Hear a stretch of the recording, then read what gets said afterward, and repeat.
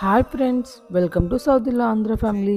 ఈ రోజు అయితే వీడియోలో మైసూర్ బోండా అంటారా బజ్జీ అంటారో ఏదో అదైతే చేశానండి.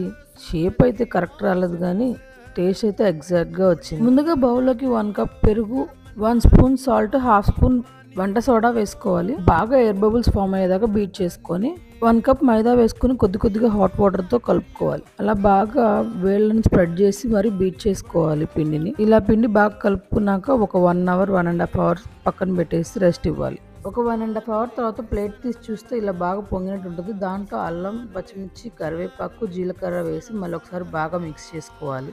తర్వాత పొయ్యి మీద బాండి పెట్టుకుని ఆయిల్ వేసి బాగా కాగిన తర్వాత చేతిని తడుపుకుంటూ కొద్దిగా పిండిని గిన్నె అంచుకు లాగేసి బోండాల్లాగా వేసుకుంటూ ఉండాలి. మీడియం ఫ్లేమ్ లో మంచి గోల్డెన్ కలర్ వచ్చేదాకా ఫ్రై చేసుకోవాలి. మా వదిన అయితే ఈ రెసిపీ చేయమని నన్ను అడిగింది. సో వదిన, ఈ రెసిపీ నీకోసమే. షేప్ కరెక్ట్ గా రాలేదు కానీ టేస్ట్ మాత్రం బాగా వచ్చింది.